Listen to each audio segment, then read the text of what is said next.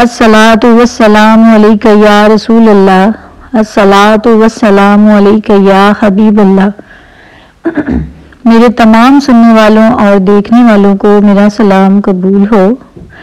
آج کا ہمارا عنوان، جیسا کہ آپ آلریڈی جو ہے وہ دیکھ چکے ہیں کہ بہت ہی اچھا عنوان ہے اور ہماری عملی زندگی سے منسلک بھی ہے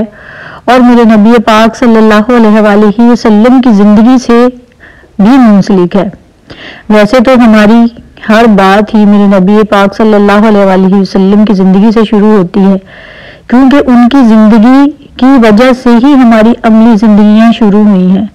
اگر میرے نبی پاک صلی اللہ علیہ وآلہ وسلم کا وجود نہ ہوتا تو یہ کائنات ہی وجود میں نہ آتی۔ یہ تمام کائنات، چرند پرند، زمین، آسمان، ہوائیں، سورج، چاند، ستارے اور وہ تمام مخلوقات جو زمین کے اوپر اور زمین کے اندر ہیں اور زمین کے نیچے بھی ہیں،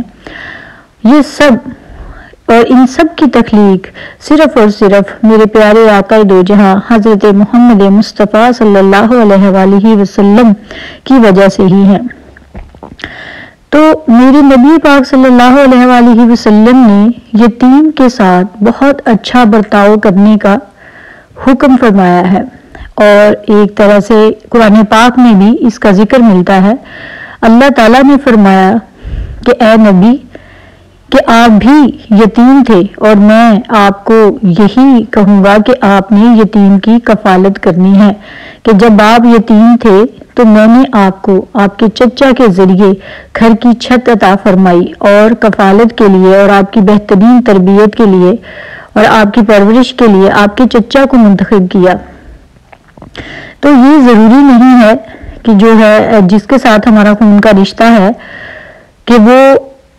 دین اسلام کو قبول کرنے والا ہی ہو تو وہی کفالت کر سکتا ہے۔ جو سب سے اہم اور خونی رشتہ ہے، والد کے وفات پانے کے بعد جس کے ذمے پر اس بچے کی کفالت کا ذمہ عائد ہوتا ہے، وہ بچے کا چچا ہے، جس کی یہ ذمہ داری ہے کہ وہ اس کے باپ کی وفات کے بعد اس بچے کی ذمہ داری کو سنبھالے۔ لیکن بہت ہی افسوس کے ساتھ یہ کہنا پڑتا ہے کہ آج ہمارے معاشرے میں سب سے بدترین سلوک ہی ان یتیم بچوں کے ساتھ ہوتا ہے جن کے والدین اس دنیا سے چلے جاتے ہیں۔ یہاں تک کہ جب ان کو پتہ چل جاتا ہے، جو ان کے لواحقین ہوتے ہیں، چند روپوں کی خاطر، چند پیسے کی خاطر اور تھوڑے سے وقت کی ضرورت کی خاطر وہ ان پیارے معصوم بچوں کے ساتھ کھیل جاتے ہیں اور ان کے حقوق ضبط کر لیتے ہیں، اور یہاں تک کہ کچھ ایسے بھی حیوان جو ہیں میں نے اس معاشرے میں دیکھے ہیں کہ وہ بیوہ کو اس کے بچوں سمیت اس کے گھر سے نکال دیتے ہیں، صرف اس وجہ سے کہ اس کا جو سر کا تاج ہے وہ اس دنیا سے رخصت کر گیا ہے۔ لیکن یہ کیوں نہیں سوچتے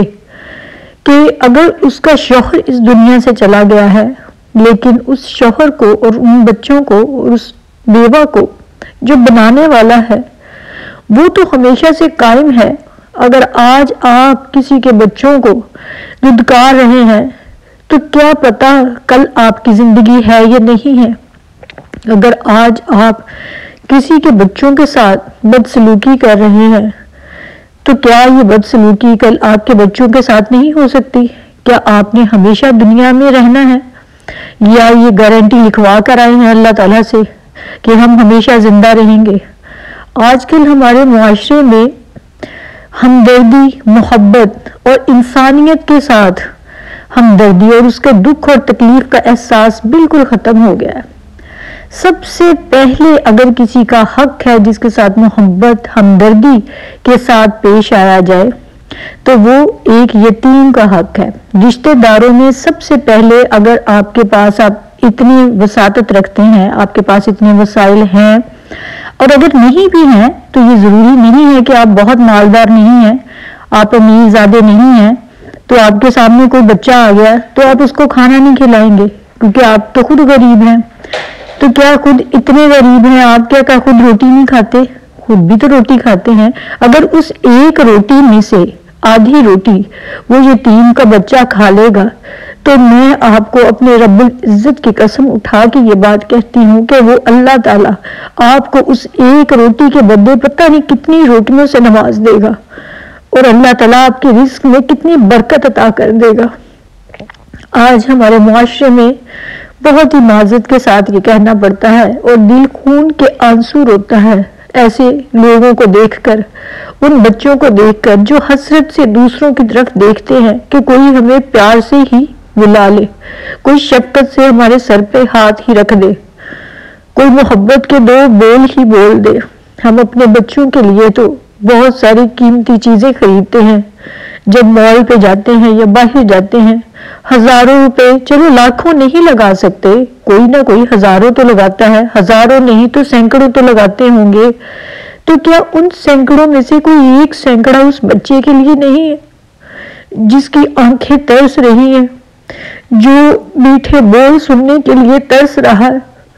کیا اس کا کوئی حق نہیں ہے؟ اللہ تعالیٰ نے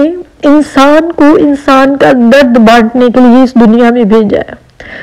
اور ہم انسانوں کو یہاں پہ لطف اندوز یا مزے اڑانے کے لیے، یہ زندگی انجوائمنٹ کے لیے نہیں دی۔ اللہ تعالیٰ نے اس کائنات کو کسی مقصد کے تحت پیدا کیا ہے۔ میرے نبی پاک صلی اللہ علیہ وآلہ وسلم کی والدہ ماجدہ کا جب انتقال ہو گیا تھا تو ان کے چچا جو تھے انہوں نے ان کی کفالت کی تھی۔ اللہ تعالیٰ نے وہاں پر یہ اشارہ دیا، اور وہاں سے ہمیں یہ سمجھ میں آتا ہے کہ سب سے پہلا اولین فرض جو ہے وہ چچا کا ہے، لیکن آج کل تو چچا روپے پیسے کے لالچ میں بچوں کو دھتکار دیتے ہیں، لیکن ایسے لوگ جو بچوں کو اس بے دردی کے ساتھ دھتکار دیتے ہیں اور اس عورت کے ساتھ اتنا برا سلوک روا رکھتے ہیں، وہ یہ نہیں جانتے کہ یتیم کے ساتھ اگر آپ بددیانتی کریں گے، بدسلوکی کریں گے، اس کا مال کھائیں گے تو دنیا میں بھی آپ اس کے سزاوار ہیں اور آخرت میں بھی۔ اللہ تعالیٰ ایسے شخص کو کبھی معاف نہیں کرتا، اور میرے خیال میں انسانیت کے ناطے ہمیں بھی اس بات کو دیکھنا چاہیے، معاشرے میں اپنی نظر دوڑانی چاہیے کہ ہمارے ارد گرد، ہمارے آس پاس، اور سب سے پہلے ہماری فیملی میں، ہمارے خون کے رشتے میں، ہمارے قریبی عزیز رشتے داروں میں، کیا آیا ہماری کوئی بہن، ہماری کوئی کزن یا ہمارا کوئی بھی عزیز قریبی رشتے دار ایسا تو نہیں ہے؟ اور اس کے لیے اگر آپ اپنا روپیہ پیسہ خرچ کریں گے تو یقین کریں میرا اللہ رب العزت بہت ہی غفور الرحیم اور بخشنے والا مہربان ہے۔ وہ اس بندے کو ایسی جگہ سے رزق عطا کرتا ہے، اس بندے کو ایسی جگہ سے عزت عطا کرتا ہے، اور ایسے وسیلے اس کے لیے بنا دیتا ہے کہ وہ بندہ خود ششتر اور حیران رہ جاتا ہے۔ میں نے اپنی زندگی میں بذات خود ایسے بہت سے تجربات کیے ہیں جن کی بنا پر میں آپ سے آج یہ بات کر رہی ہوں۔ یہ بات ایسی نہیں کہ میں نے کبھی ایسا کچھ دیکھا نہیں، میں نے خود اپنی پریکٹیکل لائف میں ایسے بہت سے ایکسپیرینس دیکھے ہیں کہ جب ہم کسی کے لیے ایک روپیہ بھی خرچ کرتے ہیں، خاص طور پہ کسی غریب کے لیے، کسی ضرورت مند کے لیے، اور خاص طور پہ سب سے پہلا حق جو یتیم کا ہے، جس کا کوئی بھی کرنے والا نہیں ہے، جس کے لیے اس کی ماں محنت کرتی ہے ان کو کھانا کھلانے کے لیے، وہ در در پہ جا کے کام کرتی ہے، تو ہم کیسے کھانا کھا لیتے ہیں جب ہمیں پتہ ہے کہ ہمارے آس میں، ہمارے پڑوس میں کوئی ایسی عورت موجود ہے جس کے پاس بچے ہیں اور وہ خود جگہ جگہ جو ہے وہ رزق کی تلاش کرتی ہے۔ تو ایسے لوگوں کی مدد کیجیے، اپنے رشتہ داروں میں، اپنے قریبوں میں دیکھیں، اس سے آپ کے رزق میں اللہ تعالیٰ برکت فرمائے گا۔ میری نبی کریم صلی اللہ علیہ وآلہ وسلم نے فرمایا کہ یتیم کی کفالت کرنے والا میرے ساتھ ایسے کھڑا ہوگا جیسے دو انگلیاں ہیں۔ تو دو انگلیوں میں ذرا موازنہ کریں تو غور کریں کہ کتنا ڈسٹینس آتا ہے، کتنا فرق ہے، اور اس بندے کی کہ کتنے درجات ہوں گے جو میری سرکار نبی پاک صلی اللہ علیہ وآلہ وسلم کے ساتھ کھڑا ہوگا، اور پھر کتنی بڑی انہوں نے سرکار نبی پاک نے اس بندے کے لیے فضیلت رکھ دی کہ اگر کوئی ایک بار ہمدردی سے محبت سے کوئی روپیہ پیسہ خرچ نہیں کرنا، کچھ جیب سے نہیں لگانا، کچھ کھلانا نہیں ہے، کھانا کھلانا تو بہت ہی دور کی بات، اور کھانا کھلانے کی تو فضیلت ہی بہت ہے، صرف ایک بار ایک بچے کے سر پہ، یہ یتیم ہے جس کا باپ اس دنیا سے چلا گیا ہے، ایک شفقت کا ہاتھ پھیر دے تو جتنے بال اس کے ہاتھ کے نیچے آئیں گے اللہ تعالیٰ اتنی اس کی نیکیاں لکھ دے گا، اس کی مغفرت فرما دے گا۔ اور اللہ تعالیٰ ایسے بندے سے اس قدر خوش ہوتے ہیں جو بندہ اپنا مال اتنے حلال طریقے سے خرچ کرتا ہے، وہ بھی ایسے بچوں پہ خرچ کرتا ہے۔ اور میرے نبی کریم صلی اللہ علیہ وآلہ وسلم نے فرمایا کہ گھروں میں سے سب سے بہترین گھر وہ ہے کہ جس میں کوئی یتیم رہتا ہو اور اس کے ساتھ بہت اچھا سلوک ہوتا ہو، وہ گھر سب گھروں میں سے بہترین گھر ہے۔ اور اس کے علاوہ میرے نبی پاک صلی اللہ علیہ وآلہ وسلم نے یہ بھی فرمایا کہ وہ دسترخوان جس پہ ایک یتیم آ کر بیٹھ جائے، اس دسترخوان کے قریب شیطان جو ہے وہ پھٹکتا بھی نہیں ہے۔ عام طور پر جب ہم کھانا کھانے لگتے ہیں تو شیطان بھی ہمارے پاس آتا ہے، جب تک ہم بسم اللہ الرحمن الرحیم نہیں پڑھ لیتے اور اعوذ باللہ ہم نہیں پڑھ لیتے تو شیطان پیچھے نہیں ہٹتا، لیکن جب یتیم کسی کے ساتھ کسی کے دسترخوان پہ بیٹھا ہو تو اس دسترخوان کے قریب شیطان پھٹکتا بھی نہیں ہے۔ تو اللہ تعالیٰ نے آخر اگر یتیم کو اتنا اولین درجہ اوپر رکھ کے دیا ہے تو اس میں کوئی بات ہوگی، کوئی نہ کوئی تو بات ہے۔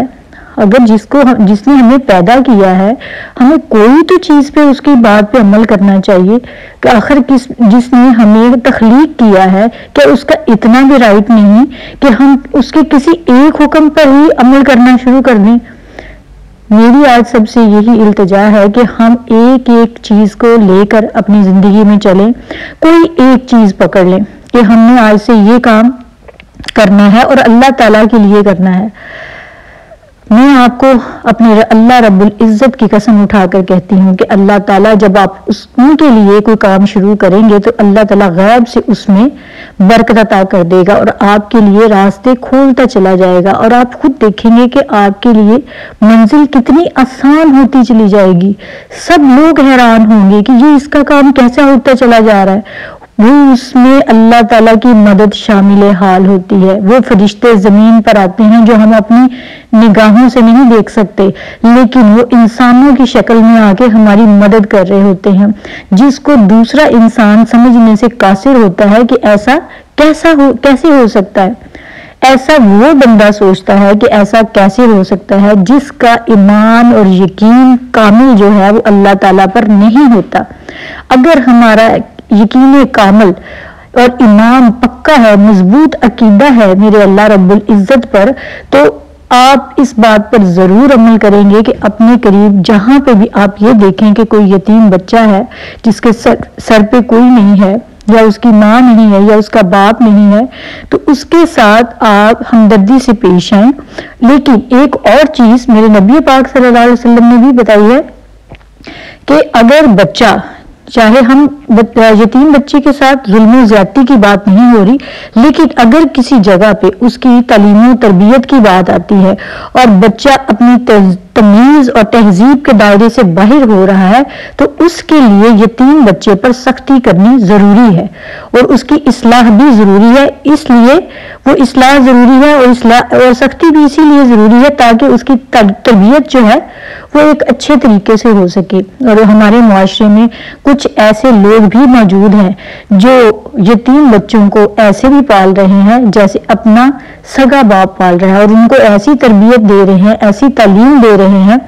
جو کہ وہ اپنے بچوں کے لیے سوچتے ہیں کہ میں اپنے بچوں کو ایسی تعلیم دوں گا، تو وہ دینی تعلیم سے اپنے بچوں کو آراستہ کرتے ہیں۔ اللہ تعالیٰ ایسے لوگوں سے بہت خوش ہوتا ہے، اور آپ سے میری سب سے یہی ریکویسٹ ہے کہ جب بھی کچھ کھائیں،